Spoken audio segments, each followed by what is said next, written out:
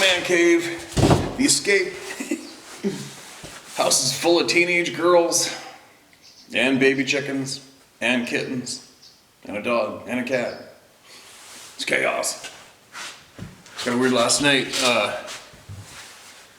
I kind of remember, I was pretty tired yesterday, but I kind of remember it, but apparently something crashed into the house last night so hard that even the kids came running upstairs from downstairs to see what the hell was up. Woke up Sarah wide awake. I can't remember something, but kind of weird. But I went out and I just did the whole walk around the entire property. There isn't a tree down or a sheet metal panel down or a sheet metal flashing or anything that could possibly fall down in the night, and it wasn't windy at all, so whatever it is, what it is. Bears are out, but there's nothing here to attract the bears. There's no sign of a bear ripping down any shed door or anything. Whatever. It's not the first time though, so as long as it doesn't keep going on, I don't really give a shit. As long as everybody's safe. How did you get out, you little shit? Goat gangster. Great, we've got one out and one still in the pen. How did you get out? So now the other one's gonna be screaming its head off. What else? Let's check out this bison skull. Pretty crazy, isn't it? My friend's son, Oro, there's Swiss family.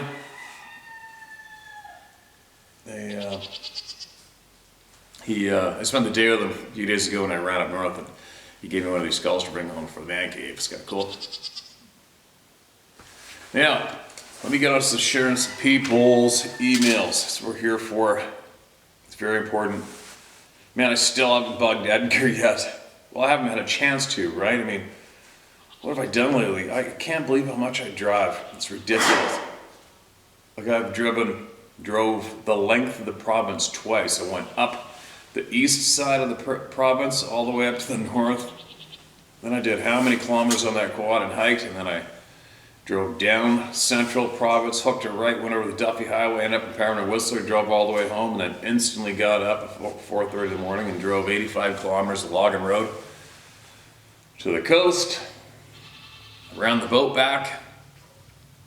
And now I have to go leaving today to drive 3.5 hours to the new guide boat, and then I'm gonna have to run that up the west coast for probably who knows how long. Depending on the wind. Hopefully I make it one go, 4 hours or something. Flat out if it's good, if the weather's good. If not, I have to duck into a cove and split up the trip. We'll see what happens. But I just haven't had time.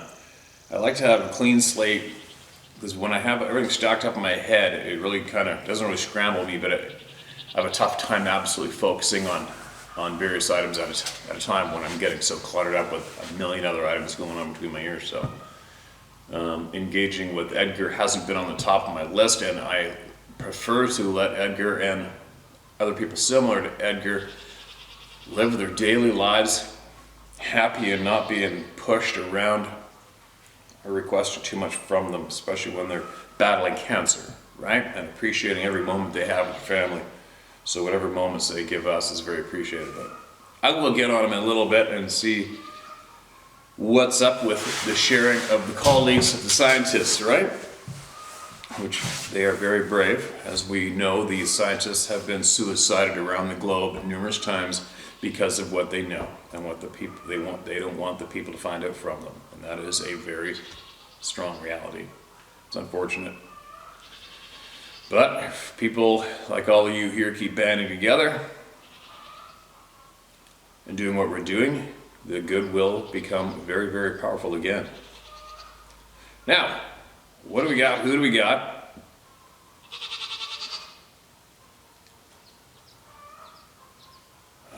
Okay, this is a different, wow, there's all sorts of, all right, what's this? This is going to be interesting.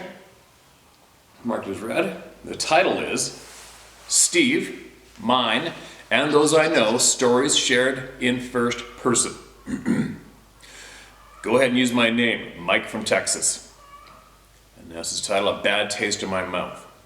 I was thinking of making a career out of the Army for a while in my life.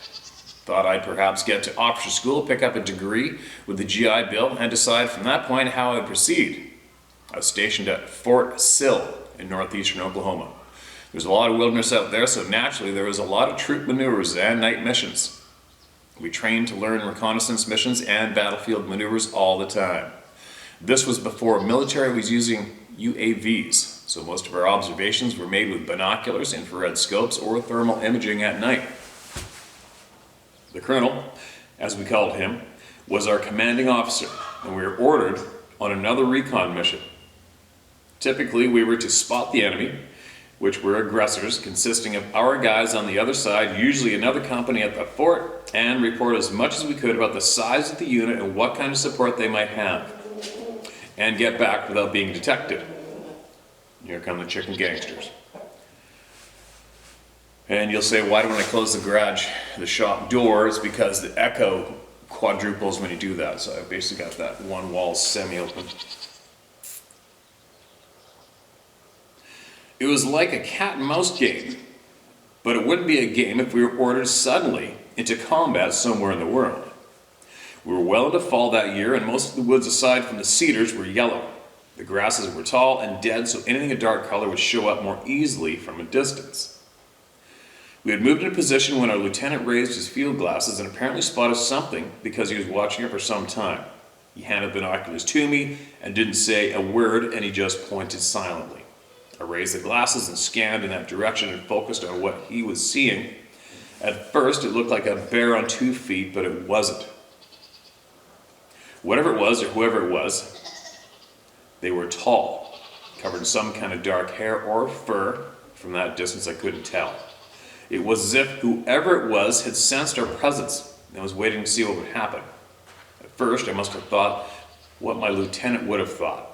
Well, hell, if that's the enemy we found, then the dumbass really quick leaving himself out in the open like that without even wearing a camouflage uniform. But that wasn't the case. The lieutenant grabbed the binoculars from me again to confirm what he was seeing, handed them back to me, and went to get a radio man to contact headquarters. I raised the field glasses again and increased the resolution. I'll be damned if the thing wasn't looking right back at me, as if he knew I was watching him, and it was eerie. We locked eyes. I was looking right at the expression on his face. It was the face of a thinking being, not some ape or gorilla. The face seemed almost human, but this thing was about 5 feet wide at the shoulders and massively built.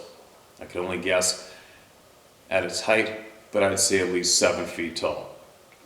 The face I would have thought resembled that of an early man, maybe a Cro-Magnon, as the face was not completely covered with hair at all. The skin was leathery and dark. I have to admit I was shocked and intimidated, trading looks with this mysterious being. Just got word from High Command, Lieutenant Halpern said. We're not to engage and to pull back. Inform the men. Being that I was a squad leader, I mentioned to the men to egress from the area to the rear, and we quietly exited the field. But what the hell was that thing, and why were we acting as though it either didn't exist or that we had encountered an unmentionable situation? That really ate away at me. When I asked the lieutenant about it, all he said was, follow your orders. When we got back to Fort Sill, after unloading my stuff back in my locker, I made a big mistake. I went and requested a visit with the colonel. Actually, it was Colonel Wright. W-R-I-G-H-T. He was the kind of guy that didn't invite open discussion and looked like he was ready to chew up a puppy if the opportunity presented itself. I entered his office and he quickly barked, "At ease, Corporal, what do you want?" "Sir, out on maneuvers today we encountered something unusual and I don't understand, sir." "You're not supposed to understand, son. You are to follow your orders and you are not to speak of this to anyone, not even your grandma. You copy, soldier? Or I'll bust you down in rank so fast I'll make your head spin and you'll be on KP duty for weeks. Got that?" "Yes, sir," I shouted back, saluted, and clicked my heels. "Dismissed." The colonel snorted as if he'd been talking to a dog. Well, I considered becoming a junior officer through the warrant program for the sake of the pay. There was nothing to go back to in my little town, but Mom and Dad were job scarce, so I had to reconsider. That incident left a bad taste in my mouth after being in the U.S. Army having to worry about who I might slip up and talk to, and having to get back to whoever was implementing the truth embargo. I had an option in the coming weeks to enlist further for a career or apply for a discharge. I applied for the discharge. Normally when you served a number of years, they assume you're wanting to make a career as a non-commissioned officer or to attend officer training school and become a commissioned officer. So they bring you in for a conference and your commanding officer blows smoke up your ass, makes you feel good about yourself, and urges you to sign up for more years. They didn't do that with me. It was as if I'd washed out or something. I hadn't even done anything bad or been busted for any offenses in all my time in the Army, and yet they really, really wanted to get rid of me. So, I accommodated them. I wish I'd never seen that damn thing. It only caused me trouble. And all because I wanted to find out what was going on. Now, I know that everything is not as it seems, and how it can change your life forever. Ain't that a fact? These pictures that you included, I don't know where you acquired them from. Obviously, it's some kind of artwork from somebody you must have commissioned for the story, possibly. I don't know. But anyway, I appreciate your input, man. And I don't know if you spoke to anybody else during your short stint there or not, your fellow man who may have been aware of these things or not, but if you've been listening to this channel for any length of time, you know that you're not alone. We've had numerous military people email in basically almost the exact same story. Not the exact same, but the same scenario, right? And you're right, it changes a life forever. That's why we say, welcome to the club of no return. There's no way out. There's no way out. Gotcha. You're in. All right, what's this one? Florida, Georgia, Sabe. Hello, Steve. Love what you're doing. Gave me some answers to some of my questions. I had a few encounters with these beings in 1999. Uh-oh, we have no periods or commas, so bear with me. I got 16 acres on the St. Mary's River, the Florida-Georgia line. 1 mile on the other side of the river is the Okefenokee Swamp. Been there. We were clearing my land in 99. Me and a buddy of mine, his 2 sons and my son. It was about midnight, and my American Bulldog started raising Cain and stayed right by my side. Normally he goes after something when he sees it or smells it. So anyway, he's raising Cain, and all of a sudden the hair on my neck and my arm stood up. Okay, don't forget, there isn't one period and there isn't one comma, and it's a long one, and it's not in paragraphs, okay, you guys? So I apologize ahead of time if I sound like an idiot reading this one. Suddenly, the hair on my neck and arm stood up. I looked over at my buddy, and he said the same thing. So we thought a bear or a panther or something was coming up the hill. Well, it made me draw my gun, and I told my buddy I was going to shoot whatever it was. I had an uneasy feeling. We had the kids turn the lights on to the truck, but we never saw nothing. Okay, now in 2005, I was sitting on my front porch when I heard a woman screaming very loudly. And I walked the hill and walked halfway down, and then I had a gut feeling that I should not go down there, so I went back to the house the next night, sitting on the porch about midnight, and I hear a baby crying down behind the house, which we call no man's land. I'm wondering what a baby would be doing down there. So I walked to the hill, listened for a little bit, started down the hill, and had this gut feeling.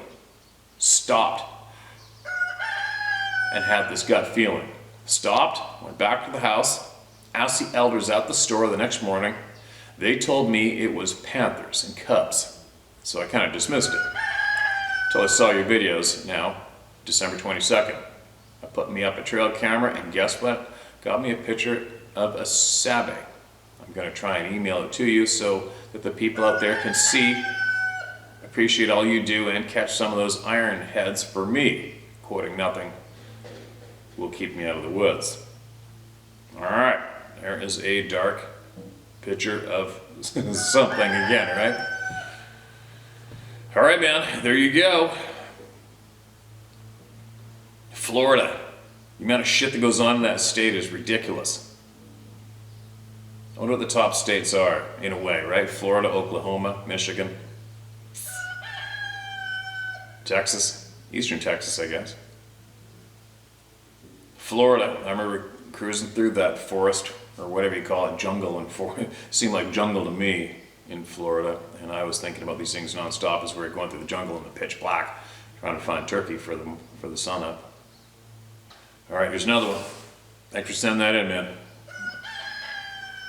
You realize you're gonna get shit on for sending that picture, right? Because it basically has, if for anybody, an innocent person to look at a picture, it's got nothing that resembles anything on it, right? It's speaking honest truth. But here you are, people. I shared it. Here's another email titled "The Whole Truth." You want the truth, the whole truth, and nothing but the truth? But you got it. All right, here we go. One must start at our star and not look at it as though you're a human observer, but an outside observer, able to move from instance to instance of proof at will. I was a forward observer in the military. For those that would know, a 13F. A review of evidence from our star, you can reference LASCO 1 and LASCO 2. Space observation platforms along with SOHO images, and determine very quickly that an intelligence is present with ships the size of moons and planets everywhere. Moving on. One can look at the numerous photos of the Apollo missions and see that that intelligence followed us to and from the moon. It is also completely evident that that intelligence is also a resident of to the moon. Moving on. One can pore over thousands of red filter pictures of Mars and find evidence that the craftsman of some species was once abundant and now gone, probably from the nuclear explosion device used upon it in millenniums past. Growing things, even pictured from JPL, have little effect against the programming we've had installed since birth, evidence of its effectiveness. Moving on. Genetics show at least 25 different times our code has changed in the past without proper environment change to force these changes or other superior influences. Genetics students are now watched very closely, as this science has answers that the economic slave owners will not have given to the general populace. Moving on. OO parts are found all over the world, proving that, so that was actually one word, caps, OOPARTS, are found all over the world, proving our prior existence not able to be understood in its entirety. How does a man's footprints and a dinosaur print wind up within 100 yards of each other, being put down in the exact same strata, to be found 100 million years later in the United States and kept quiet? Moving on. The Bible states that after Cain killed Abel, that Adam banished him to go live with the others of the world. Yeah, known as the Preadamites. How does Neanderthal rule the entire world in a moment, unmarkable in any real time scale? They're gone, not dating, gone. Bones and all for the most part. But oddly, we show up, anatomically correct humans, or ACH. Moving on. After 35 years of UFOology and my own personal experience with the big hairy bastards, I have come to a few conclusions, obviously. Very few of them stayed here, as they are just the obvious ones we should all understand. I'll now cover said hairy bastards. Moving on. Here's the truth. Excuse me. We are and always have been a partial creation of Bigfoot or Sasquatch, take your preference. After no way subsides in your knee-jerk reaction, created by your programming, I hope you will recount these statements in your own mind and examine them for decades, as I have done. All real evidence shows that they have been here for at least as long as we have, if one does not let programming interfere with your knowledge uptake. Moving on. I'll cover something here in case you actually read this aloud to all the kind folks. Genetics is the reason they are and always have been with us. To what final end, we cannot see, but obvious reasons appear at the first notion of contemplation of this subject. It also, therefore, in easy concordance to conclude the same level of involvement with the precursor species or probable species as DNA evidence is provided. From 5 miles above the Earth, just 5, one sees nothing but green. Until a full orbit, it's nothing but blue and green and shades of brown. It is completely reasonable to expect ground-based installations, and they're never just one, right? So, what happens when humans get too close to an entrance or the guard catches them? There's also most assuredly a sampling program of the herd subjects, among all with maybe special interest in certain groups, conditions, endowments, or abilities. And finally, as there is so much that pertains to us, Bigfoot, aliens, and it all, that I have to deal with a subject that just drives a lightning bolt through me. Mind speak, for F's sakes. As a ufologist, I think I had come to the realization that aliens, real aliens that is, speak with their minds to you, always. Only a hybrid with enough of what seems to be a human in them can make sounds. They occasionally do, but as a rule, it's mind speak. That was around 1988. So, last I also began to understand my own experience and ufology at the same time. It was completely clear to me. And that's what is happening when someone said it spoke in my mind. I always knew how, but I was under the impression that it was a given. They just had it from birth. But no. It's learned that this mind speak is taught along with other disturbing gifts, teaching children with toys of light how to effect change with their minds, showing how powerful everyone's mind really is. And then it came from a researcher and professor, wrote probably his life's last work, in which he details how people who have ongoing relation with the aliens can acquire, although temporarily, an ability to hear everyone's thoughts around them. That it persists in a week in some cases, causing people to take time off from work because of mental overload. As you can imagine, you really don't want to know what everyone around you is thinking.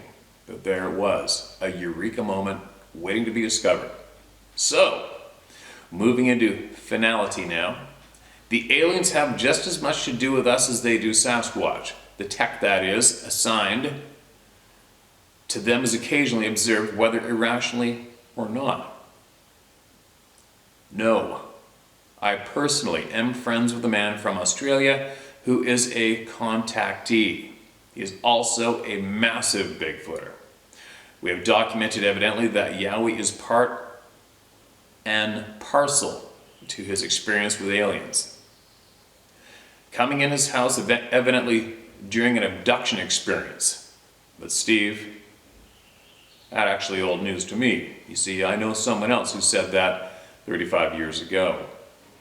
I feel like you say sometimes, it's good to get that off my chest, or at least for a bit. Best of luck and stop going in the goddamn wood with your guns. Yours very respectfully, Chad. Well, Chad, that is obviously a big handful.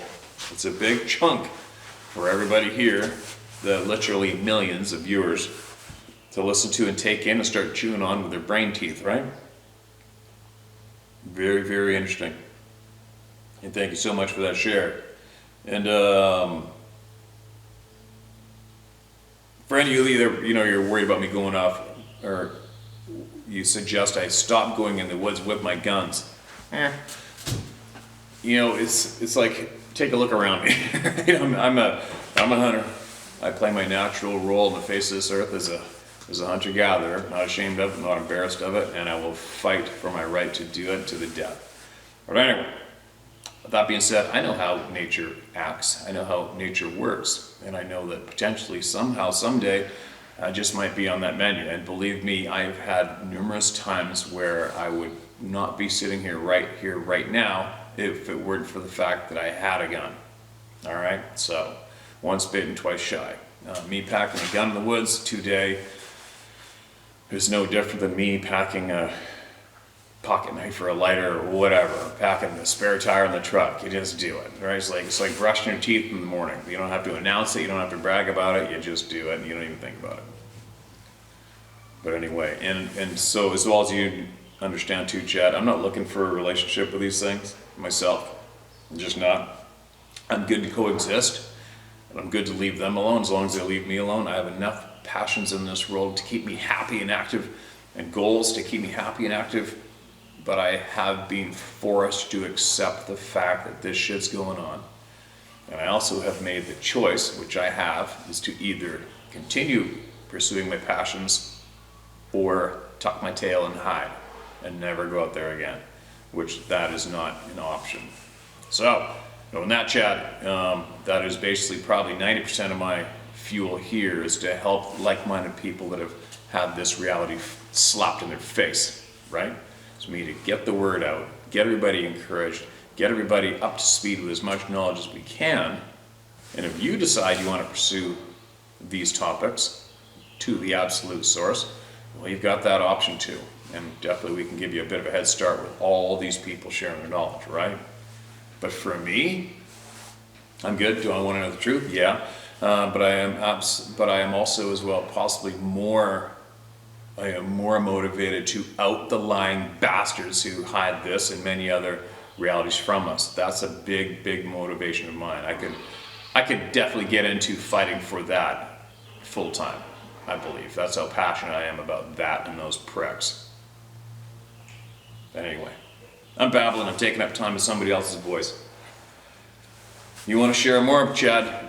Very, very welcome to share more. There's many, many people here that want to hear more from you and what you have learned and how you learned it. All right? Please do. This is an odd title. Keeping Trees Dry / reply from Rob. Steve, I'd like to thank you for sharing my last email. I truly hope it helped in some way to you and your viewers to understand better this crazy topic of Bigfoot. Call them what you may. Sasquatch, the people of the forest, grass man, Mogollon monster, skunk ape. Those are just a few names used in the United States. There are many names outside the US like Yeti or Yowie. We have to ask about these other names that are used in our other regions. Like I said in the last email, not all questions asked are answered. In fact, most of our questions are not answered. The only reply we've gotten is that they call themselves the people.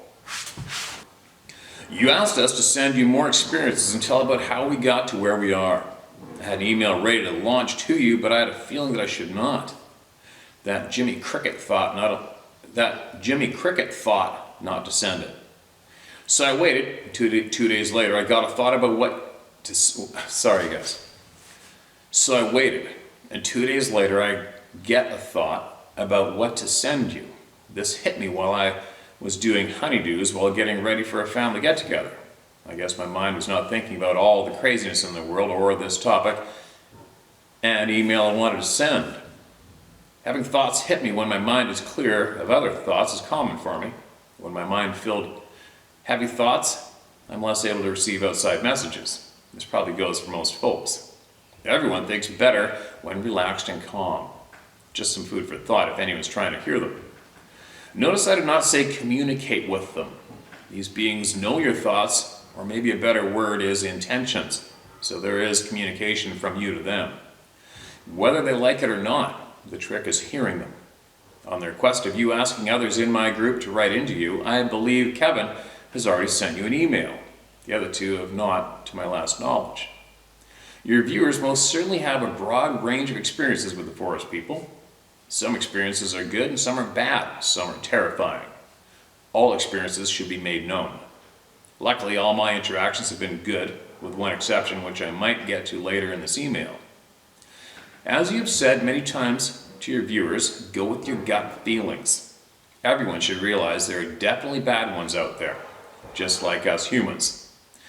There are forest people out there that like us, some tolerate us, let's say to a point, some dislike us, and some downright hate us.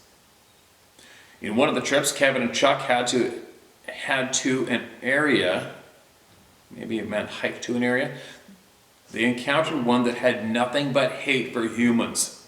This one was really causing a lady lots of problems with her farm. They found out that it was all from one old and very grumpy Sasquatch. Cutting that story short, I'll jump to a camping trip we had after they got back. We were communicating with some forest people that visited us that evening. Chuck brought up that trip that they recently went on. He was about to say the name of his not friendly Squatch to them, and he was interrupted in his head before he had the chance to say that Sasquatch's name. They told him not to say his name. If he did, the Sasquatch would know it and probably come there. They did not want him in their area. According to them, he was very mean. Also, we would be in danger. He is not like humans and he is not predictable. He has attacked humans before. He's gotten in trouble for this, but he hates all humans. Again, more info to take or leave. I will say Chuck and Kevin have had some very memorable adventures outside our standard 3 camping area that we locally go to. They will go to places that humans are having trouble at, try to find out what's happening and fix it if possible. I would love to go on some of these adventures, but I have to work. They're retired and can go whenever. I think these are the fellows they refer to themselves as the Arizona 4, I believe. Sorry, man, and to you and Kevin, you guys realize I have thousands of emails, okay, you guys? So it's unfortunate, like when I get an email from you or anybody else, and possibly engage back and forth, possibly in the past, and then boom, you know my life is very freaking busy, and the amount of people I get emailing, and I get carried away doing this, and some people who email me and expect me to absolutely engage with them in a conversation back and forth non-stop, and it's very difficult for me. But I am very interested in everything you guys have to share. Just let it be known. And if any of your group has emailed me in the past and I haven't replied, I might not have even read it yet. Okay, you guys? It's a crazy task for one human to take on all this shit, I'll tell you what. Okay, back to your email.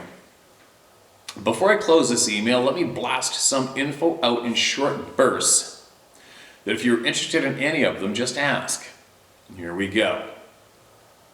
We've been told that what one knows, they all know. This has been confirmed by them at different locations.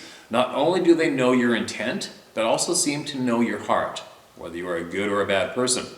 Can you be trusted, or should they stay clear of you? If someone has communication or interactions with them, they can actually ask for a teacher. Not to all, be careful of what you ask for. We believe that anyone that actually gets a teacher must first be approved. We're not sure who exactly approves a teacher. To get full mind speak, I believe there is a council that has to get approval from. Maybe the council also approves the assignment of a teacher. I'm not sure. Remember, not all questions asked are answered. The reason I say I believe a council decides if a person gets mind speak is that I have trying to gain this skill or privilege for a while now. I had a visitation while camping this summer. Some will say it was only a dream. And that's okay. Folks can call it what they want. They did not experience it. What happened was I was taken somewhere. I don't know where this occurred at, in the woods, some cave or wherever. I have no visual memory of this event. All visual memory of this was grayed out. I only remember I was taken somewhere by who I believed was my teacher. I was standing in front of what I think was a council, or one might say a review board. There was a few of them there. I felt there was at least 6, but probably more, maybe 10 to 12. I was getting asked questions, but not in our human language or human speed. All communication was fast. I mean blazing speed. Questions were being asked to me by different people or beings. Also, these people were also carrying on conversations with others on the board while asking me questions. Again, everything was at blazing speeds, like what you hear when a printer is connecting to another printer over the web, like that. I believe my jaw hit the floor and never left the floor. I was not ready for this. Needless to say, I'm positive I did not pass this test.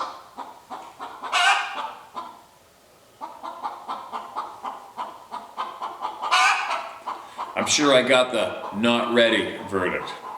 I say the not ready verdict because Kevin told me he had a couple of these events when his teacher brought him to a council. His ability to remember his events is far better than mine. These events we both had really overlay very well. Oh yeah, we believe they do see in the higher light spectrum. That is why game cameras don't catch them. It's like a bright beacon to them. A beacon to either stay away or to come up from behind and take care of it in some manner. They are extremely fast. They can leave one footprint in the middle of a snow-covered field.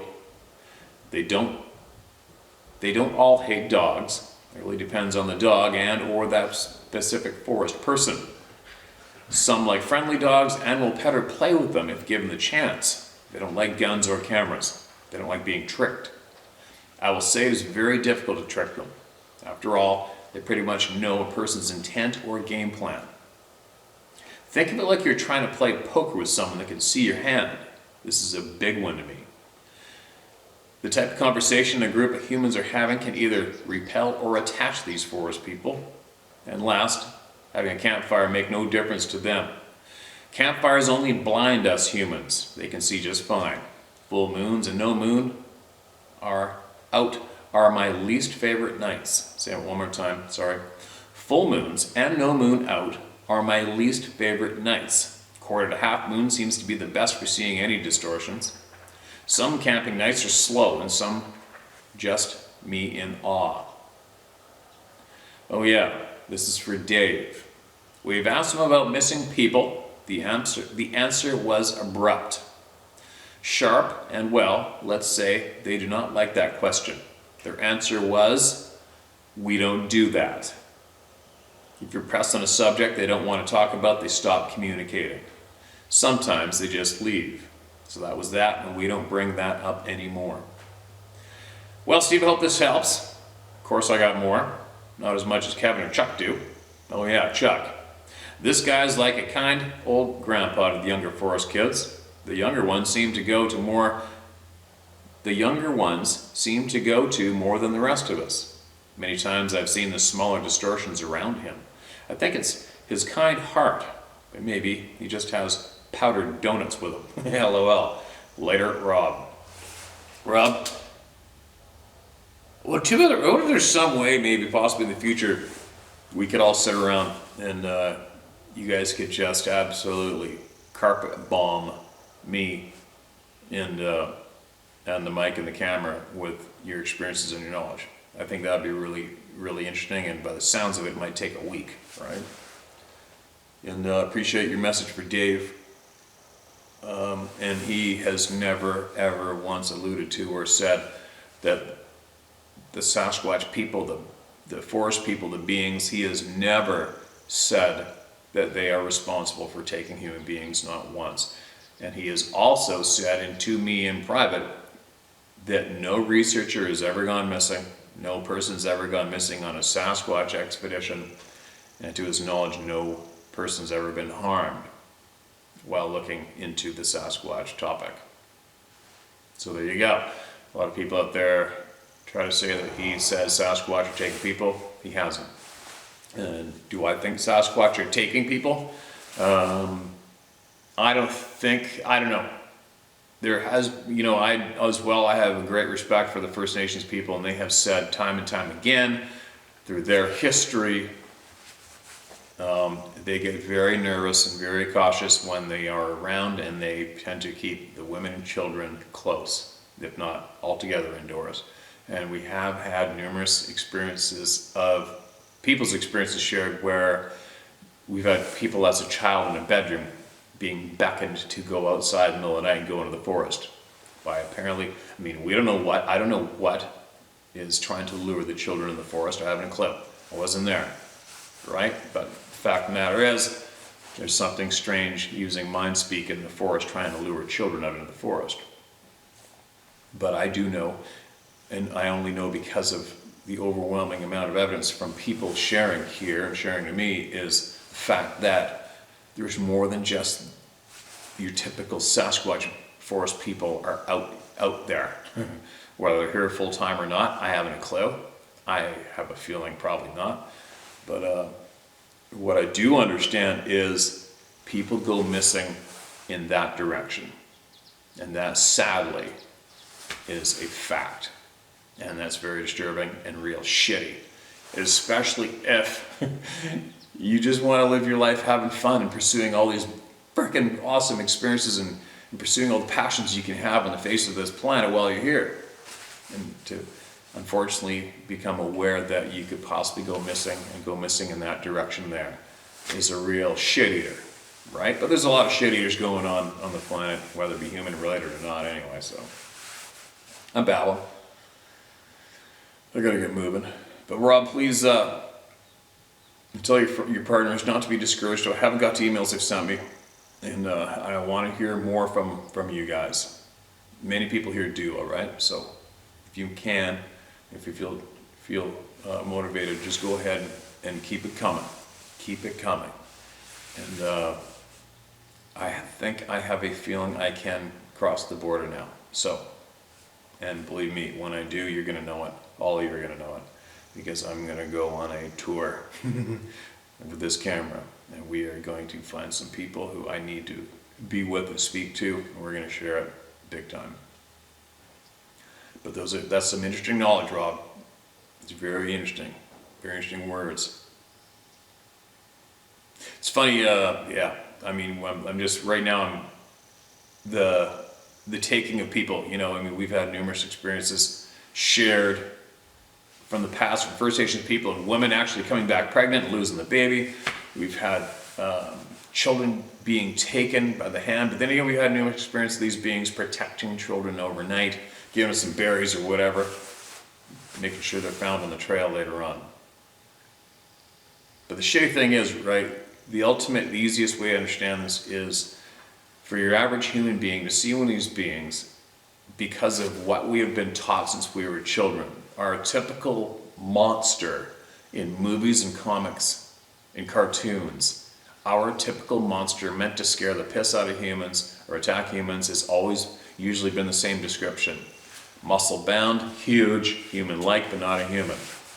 Right? That's our classic monster we've been raised to fear through movies and cartoons and comic books. So, when your average human being sees one of these things standing there, breathing, and staring you down in the forest, especially in the middle of nowhere, we've been conditioned to absolutely shit our pants. Right? There's no other way out of it, unless you are one of the lucky few who have a set of nuts on you the size of frickin' basketballs made out of titanium. Your average human being just doesn't. We've been conditioned to be frickin' terrified of that description. So, yeah, something else, man. It's something else, right? And you guys you're very brave men to go out there nonstop, especially the problem areas, I'll tell you what. But I think that people would want to hear a lot more of those experiences that you people pursue and have, and what you're learning. Anyway, it's not babbling for me. I'm talked out for a bit. I gotta go get all my batteries charged up, get all the camera gear ready to go that I want to bring with me on this journey. And hope that all goes smooth. Solo boat run on the West Coast with not too many places to go in and hide can be concerning, right? If you blow it on your call with the weather. So here I go. I will be back and reporting from the remote coast of British Columbia shortly.